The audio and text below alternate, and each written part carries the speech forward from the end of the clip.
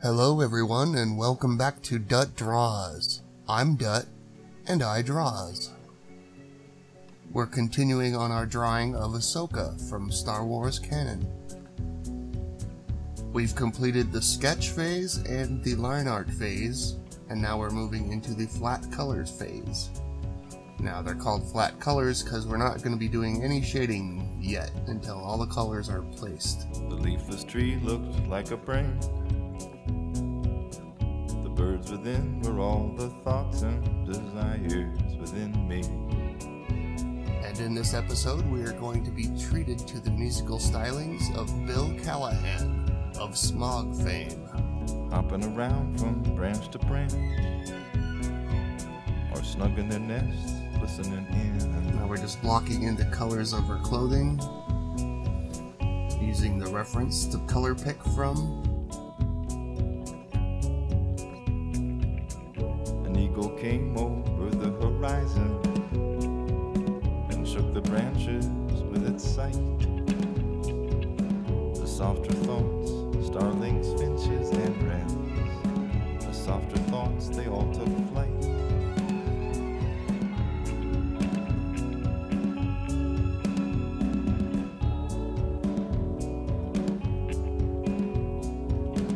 The eagle looked clear through the brain tree. Empty, he thought, save for me. Maybe I'll make this one my home. Consolidate the nests of the tiny. Raise a family of might like me. Now I'm painting all of this on a layer of its own beneath the line art drawing, but above the sketch drawing. Then something struck him, wings of bone. And by putting it on a layer beneath the line art, I can kind of go underneath the lines, go all the way to the edges and beyond, and it fits into the space perfectly. And then the line art just sits right on top.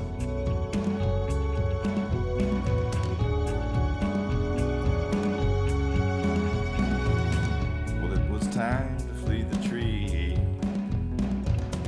The eagle snuck up on the wind, one talon at a time. Made a new layer for her eyes. I'm not exactly sure why I made a new layer for her eyes. It just seemed like a good idea at the time. Sky king of the sky, what did he have to fear? All thoughts are prey to some beast. All thoughts are prey to some beast. All thoughts are prey to now some to start working on beast. her facial markings. All thoughts are prey to some beast. All thoughts are prey to Gotta some put that on a line, on a layer below the line art as well, but above the flat colors, so it's its own layer, so that I don't mess up the flat colors, and so that I can shade it individually later.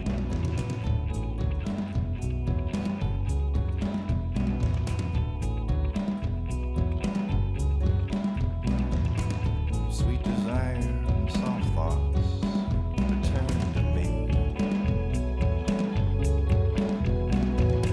Sweet desire and soft thoughts return. Now a lot of it worked pretty well doing it freehand like this, Sweet desire except for the and forehead soft part. thoughts return to me. Sweet desire I just could not get the forehead part down by doing it freehand, so I had to bring in a tool to help me.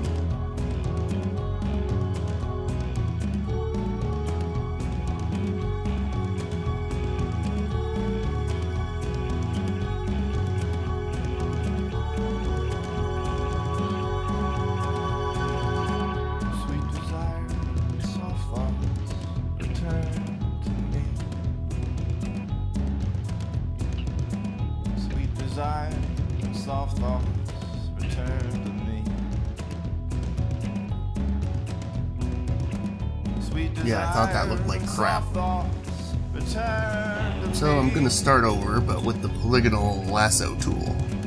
Sweet desire and soft thoughts return to me.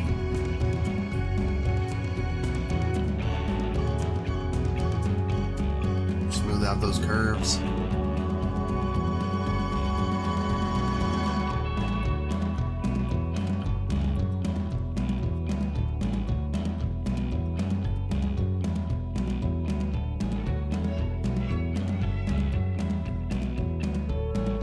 So using a combination of painting and erasing with the lasso tool, I was able to make these shapes more precise than I could freehand. The real people went away.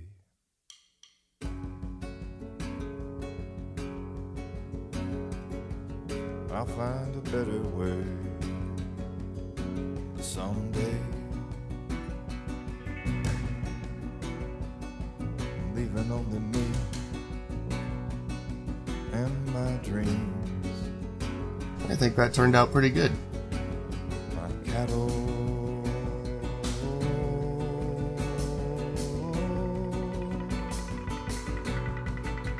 and a resonator.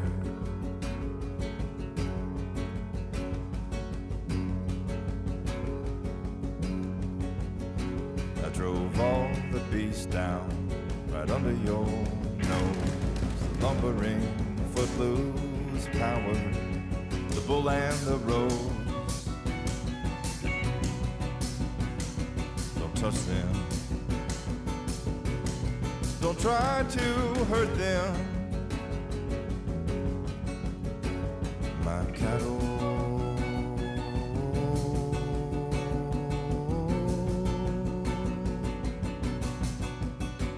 Now we're gonna lay in the blues of the stripes on her head. I drove them by the crop. I actually just had a lot of fun with this part. I know it doesn't match the model, Thought the crops but I was, you know, using my artistic license and having some fun drawing these stripes. I think it turned out pretty cool.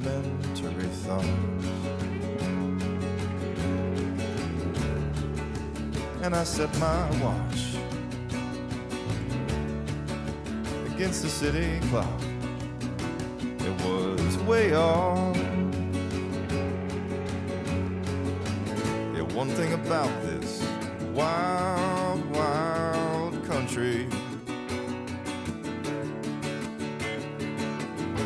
takes a strong, strong, it breaks a strong, strong mind.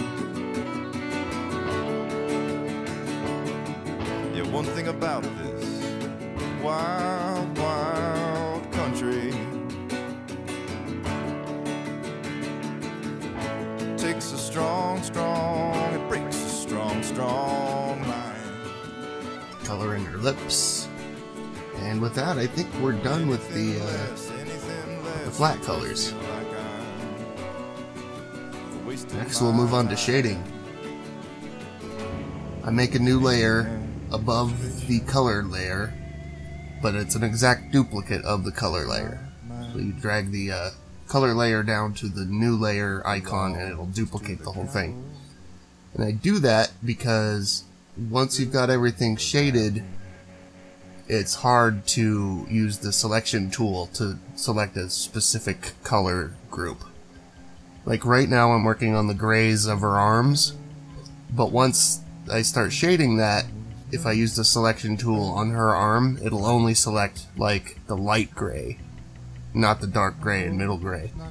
So by keeping the flat colors layer beneath the shade colors layer, you can go to that one and select her arm, and it'll select all the grays because it's just a flat color under there.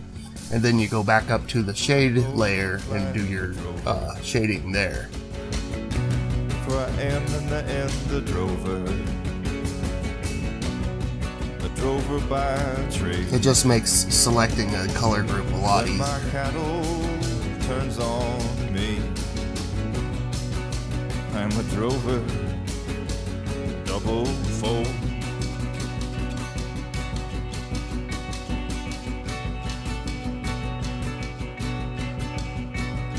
My cattle bears it all the way. I was happy with that Me little and belt thing. I thought that turned out to look kind of cool.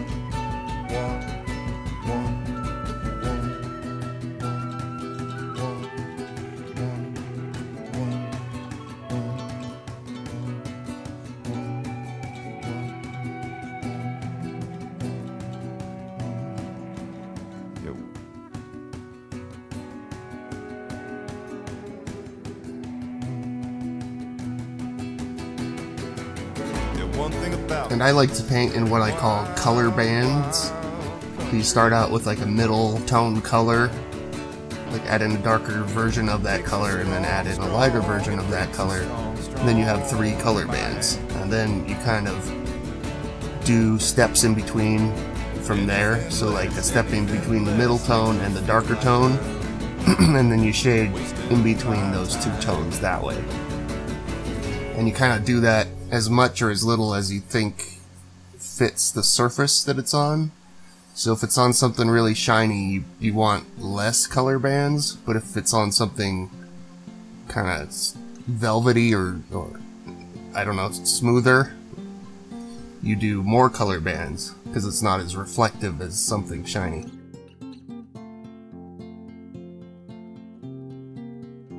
Whereas on something like a face, you can do a lot of color bands because there's a lot of subtleties to the way skin gets shaded. All around. It was not written down.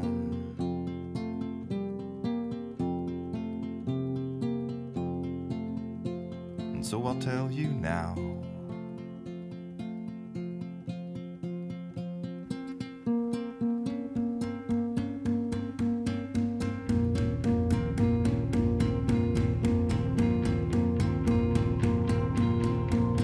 I will always love you.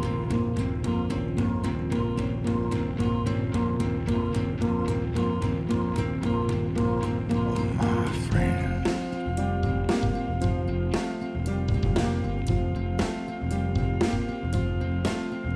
My friend.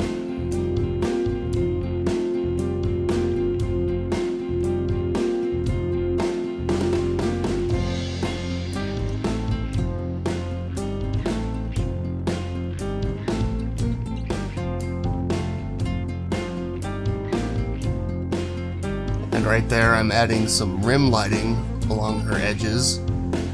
It wasn't present on the model, but I thought it might help her pop out from the background a little bit later, because I'm planning on putting some white behind her head.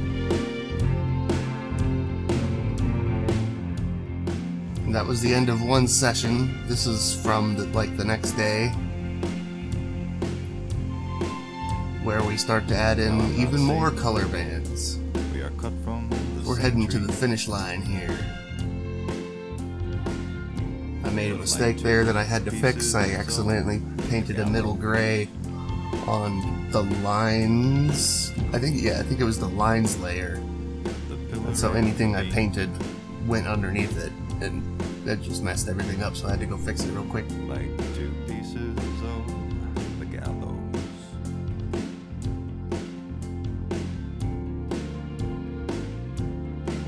So I'm starting to do those intermediate bands that I was telling you about. More subtle shades. And I like to take the eyedropper tool and zoom in to the 2 different bands. Go right on the line, and you can usually pick up a color that's halfway between both of them. That's why you see me zoom way in and do like a color picker thing.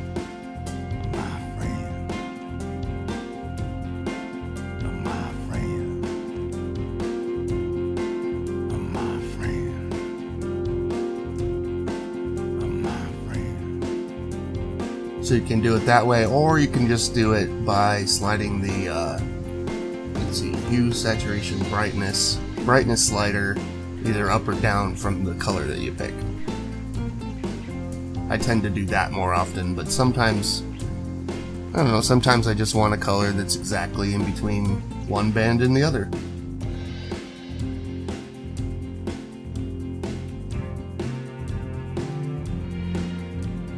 You can see I've busted out the character sheet underneath to kind of I forgot what her gauntlet things looked like, and that they have a red stripe on them, or 2 red stripes. It was not written down. So I added that in.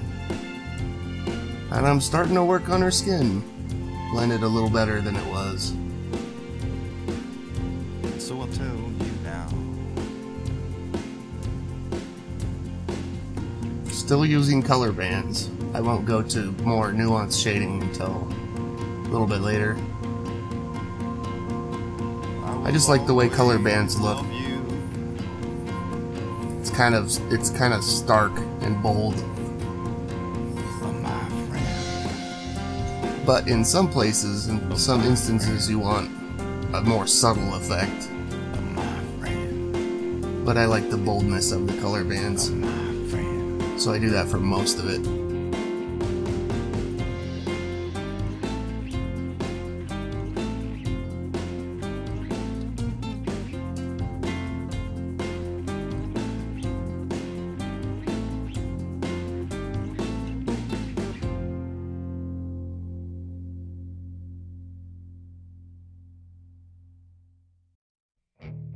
I don't want to get too detailed with her eyes. So I've done that before, where I spend like a lot of time on their eyes, and then they look way more detailed than the rest of the picture, and it's kind of weird. So I kept them simple with just 2 shades, light and dark, and then a highlight on each one. A reflection highlight. Looking like you came to collect something you said you owed. And there's always I felt her cheek was still too bright. snapping. Just gonna bring that down a bit. That was the hue saturation slider window, Saying you can't just which is Control U, by the way. like nothing is wrong.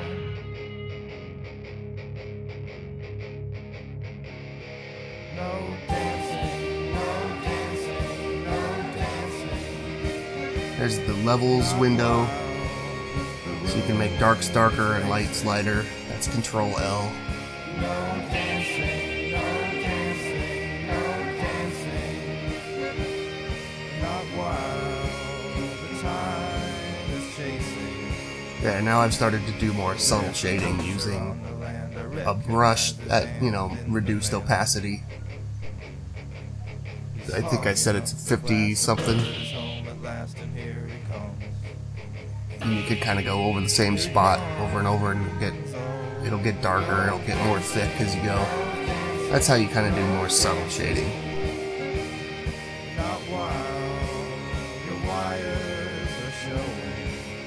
Now what I've done there is I've isolated the stripes layer on her head and had it selected so that it won't paint anywhere else, and then I followed the color bands underneath it to help me shade the blue stripes.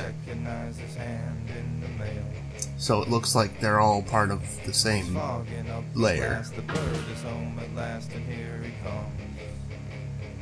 And I'm gonna do the same thing with stripes on her face right there.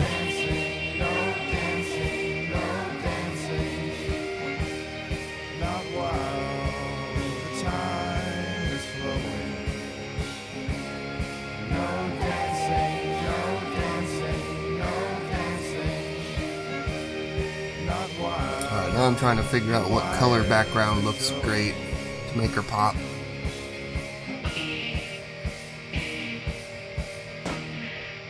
I'm going to put white behind her face to kind of accent her silhouette. She's got that crazy silhouette with those horns sticking up. And then put dark behind her to kind of lose that edge a little bit behind on her back tentacle. Kind of lose that edge.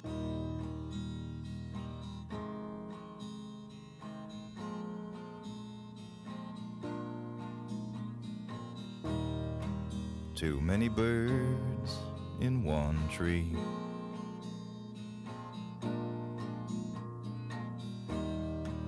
Too many birds in one tree.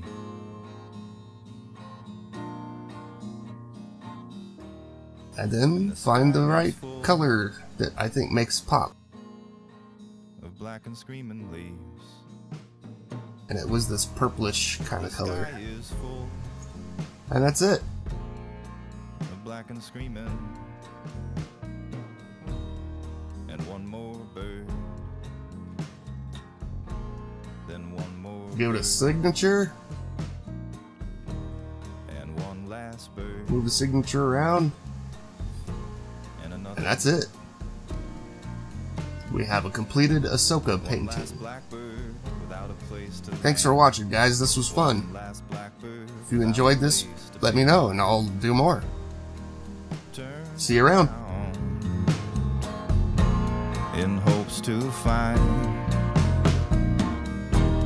the place at last